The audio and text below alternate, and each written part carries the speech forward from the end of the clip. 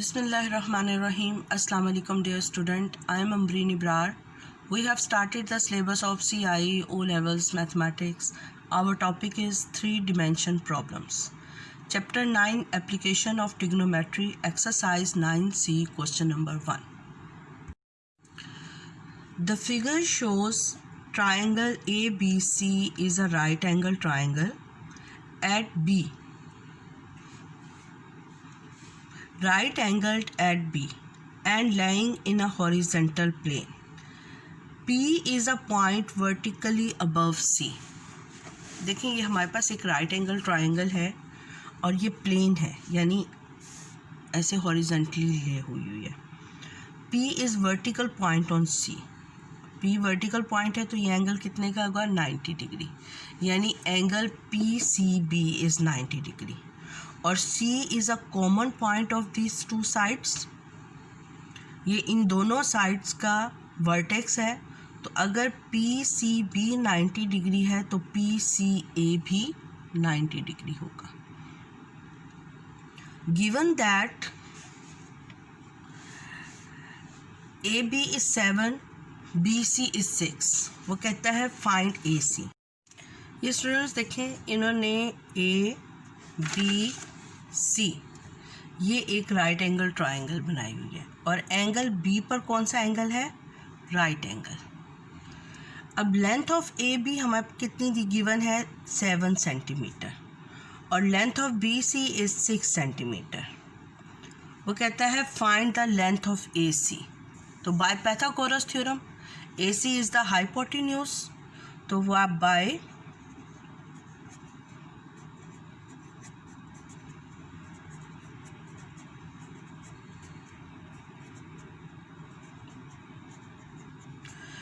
Pythagoras theorem AC is equal to square root, AC whole square means square root 6 square plus 7 square,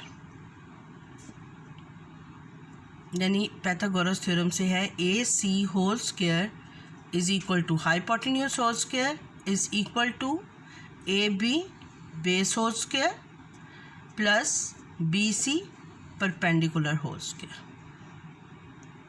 clear? अब हमारे पास ये क्या आ गया? 36 plus 49 is equal to square root 36 plus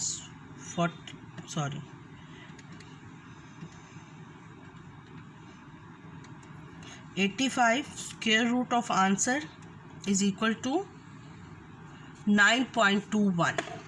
तो AC is equal to 9.22 centimetre. ये हमारा आंसर हो गया. वो कहता है कि C के वर्टिकली एक पॉइंट P है. ये ऐसे P जो है ये इसके ऊपर वर्टिकल एक पॉइंट है P.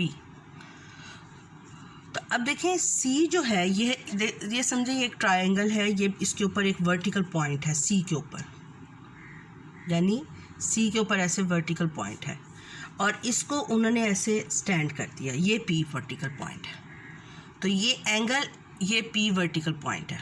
This point is P. 3D में दिस पॉइंट इज, ये जो मैं इसको डार्क कर रही हूँ,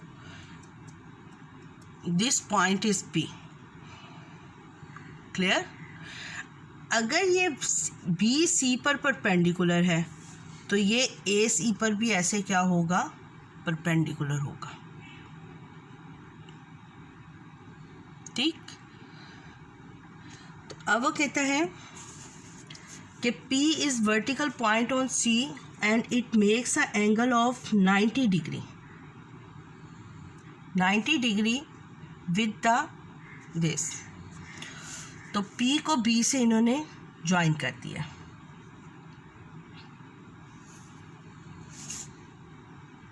this angle is also a right angle triangle PBC और एंगल C पर 90 डिग्री बन रहा है. इसी तरह इन्होंने P को A से ज्वाइन कर दिया, P को A से ज्वाइन कर दिया। तो अब अगर ये 90 डिग्री है तो this angle is also 90 degree. PCB is 90 degree, PCA is 90 degree. तो फाइंड AC हमने फाइंड कर लिया 9.22। ये लेंथ हमें दी हुई है 7 सेंटीमीटर। Find PC। तो from triangle ACP, from triangle ACP, from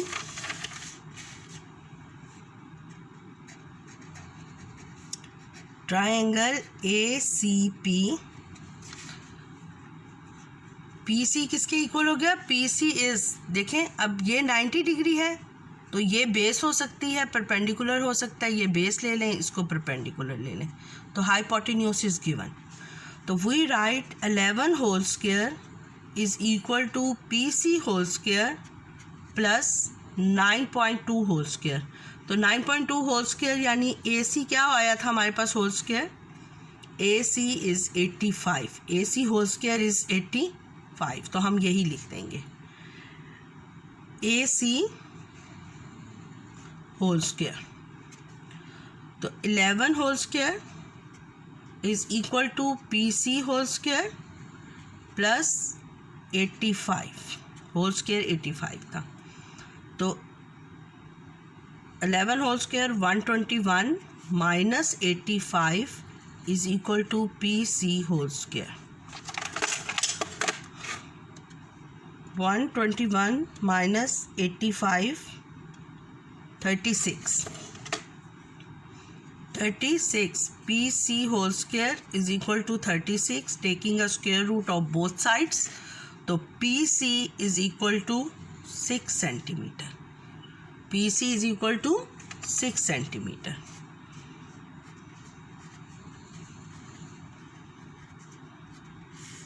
ये हमारा आंसर हो गया।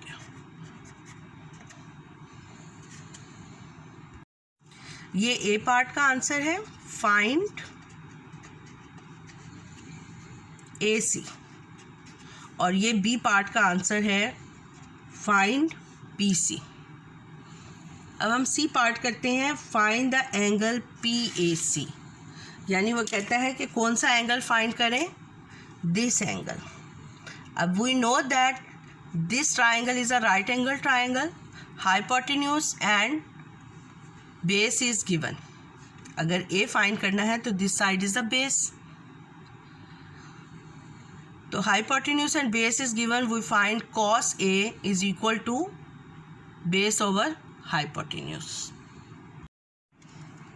अब स्टूडेंट्स आपने A फाइंड करना है तो A कैसे फाइंड होगा? cos A is equal to, या cos एंगल A भी लिख सकते हैं, cos A is equal to base over hypotenuse. तो बेस हमारे पास क्या है? 9.22 डिवाइडेड बाय 11। तो A इज इक्वल टू किसके इक्वल हो जाएगा? A is equal to cos inverse 9.22 divided by 11। तो angle A is equal to, angle A लिख लें या PAC लिख लें। Angle A is equal to, shift cos 9.22 divided by 11 bracket close 33.05 33.05। तो आप इसको ऐसे भी लिख सकते हैं, cos एंगल PAC जो उन्होंने डिमांड किया। तो ये किसके इक्वल हो जाएगा? Angle PAC, angle PAC। तो ये हमारा आंसर हो गया। अब उन्होंने कहा है कि find the angle of elevation of P from B। P from B means कि आपने फ्रॉम B से लेना है, यानी ये वाला angle. angle of elevation from B of P. Clear? थोड़ी सी अंडरस्टैंडिंग हो तो आपको गलती नहीं होगी. अब एंगल बी देखें, पी सी हमारे पास है, P C is 6 centimetre, P C is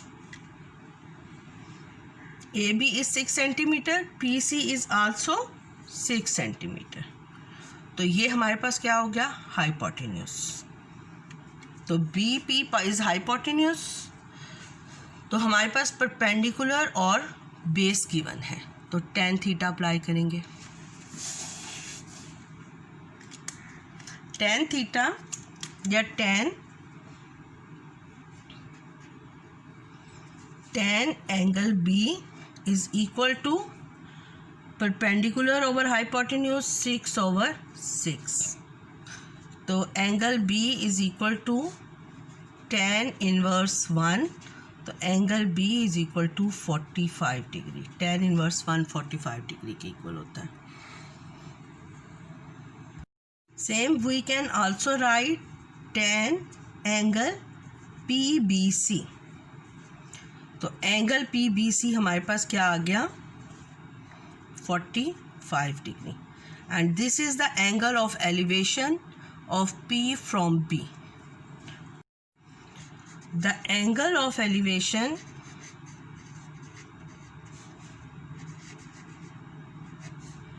of P from B is equal to 45 degree. Students, अगर आपको मेरा चैनल अच्छा लगा है तो मेरे चैनल को सब्सक्राइब कर दें और नोटिफिकेशन के लिए बेल आइकन को प्रेस कर दें. अल्लाह हाफिज़.